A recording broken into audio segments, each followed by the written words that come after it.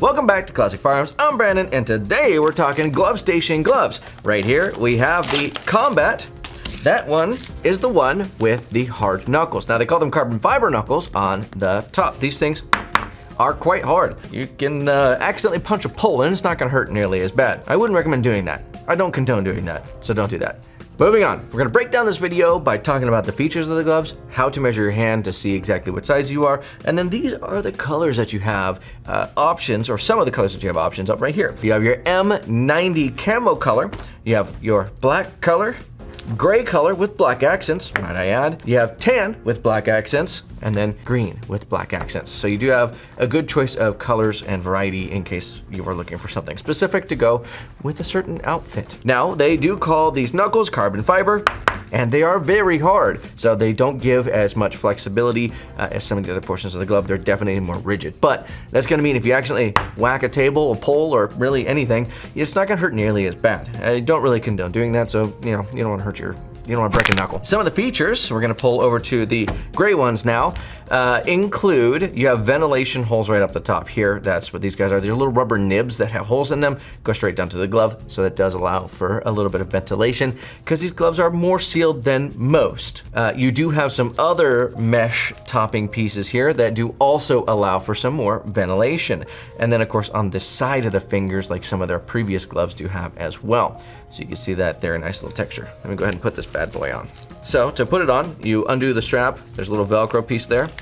You figure out which hand is the correct hand, and then you pull the strap over, pull it through, and you're good to go. Now these sizes are a medium. I do have smaller hands, and they do come right up to my fingertips here. So a medium to small can be good depending on exactly what kind of fit I'm looking for. Now this glove is a very durable one. Obviously we went over the knuckle piece that you get, which does look cool especially, but you also get double stitching on a lot of the portions of this particular glove. So the matte portions here, these are actually like a really non-suede leather, whereas the fingertips here, the gray that you see, these are kind of a suede leather texture. It's gonna give you different kind of grips, right? So you're looking at, if you're wet, this might be a little bit slipperier, but the suede will catch a little bit better. And then in reverse for, when everything is dry, that more leathery, rubbery texture is definitely gonna do very good on grip. Now you are able to get touch screens to work on here as well. So with the touch screen, I'll pull up my phone so you can kind of see what we're working with here. You can see that we do pull up and it does work.